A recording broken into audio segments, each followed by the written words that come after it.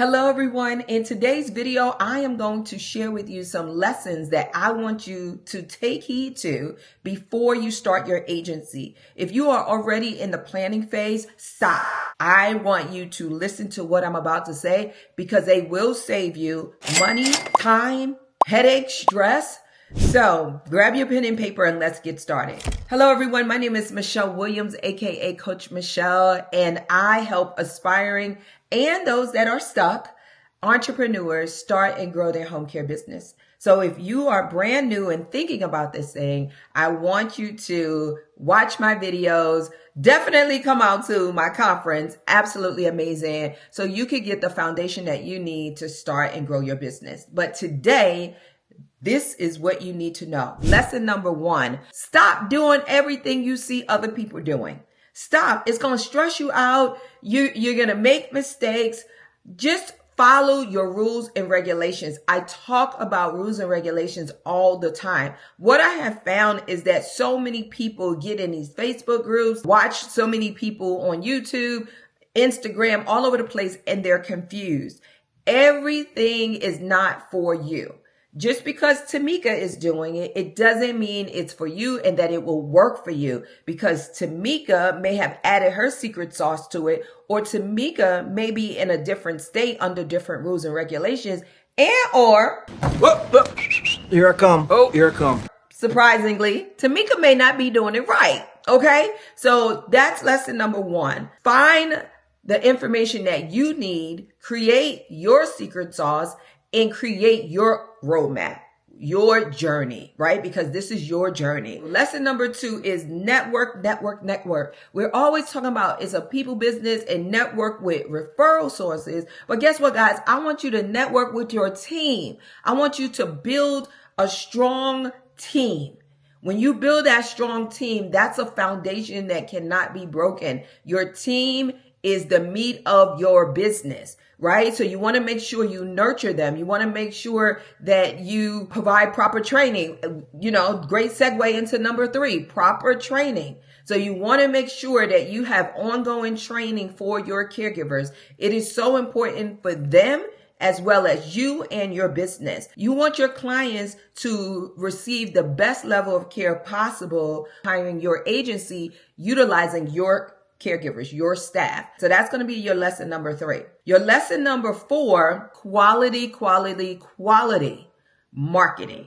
I don't want you just to say, oh, here I go, I'm marketing. Here I go, I'm advertising. No, I want you to put together a marketing plan that's cohesive. I want you to include social media. I want you to include your foot game, so you're out there in the community. I want you to include your digital marketing as far as your email marketing, your search engine optimization, your keywords, all of those different things. I want you to take them into consideration when you're putting together a robust marketing plan. Okay, so that's going to be your next lesson. Focus on marketing early because now you're getting your groove, right? So you can figure out what's going to work, what's not going to work. And for those of you that say, well, how can I really start my marketing and advertising early if I don't have money? Well, you need to have money in order to start a business. I mean, it just makes sense, right? So a lot of times people say, oh, I don't have money. I don't have this. I can't do this. Everything is expensive. Everything is not expensive, guys.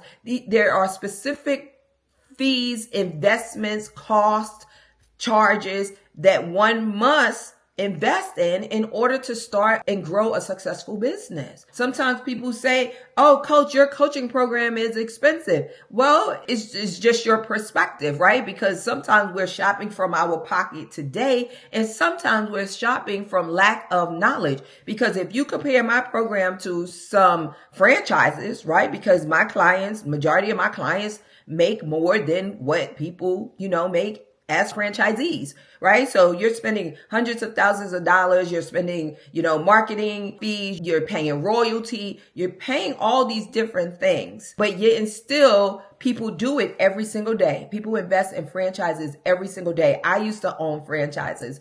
So it's just your perspective and everything is relative, right? So it just depends on what you value versus what you don't, and what you're willing to invest versus what you don't. Because hey, where my women at? Y'all know We could get what we want when we want it. So it's just about priorities, perspective, and things like that. So let me go back for a moment. Let me just plug a little commercial in here. Guys, my program is extremely affordable. The return on investment is insane. I have so many 6, 7, and 8-figure home care agency owners that paid less than $10,000 to get in my program. And I mentor them for a full year. As I digress, as I get back on track. Right. So the next lesson I want you to take into consideration is, well, actually, I just was talking about it. Your finances, right? Prepare for financial challenges, because many of you want to work with the government, want to work with the local government, federal government, and some of you may not know what I mean. I mean Medicaid, right? Many people want to become Medicaid waiver providers. Many people want to accept insurance, long-term insurance. But guess what, guys? You have to have money. They pay well. You could grow a large business, but guess what? You got to have money. And why do I say that? I say that because you do. Okay? Listen, come here. You do, because many of them pay in arrears. Sometimes you have to provide services by choice because you want to be a provider. You have to provide services 30 days, 45 days, sometimes 60 days before you get that first reimbursement check. However, with that being said, guess what? You need to pay your caregivers. So you have to have funds available.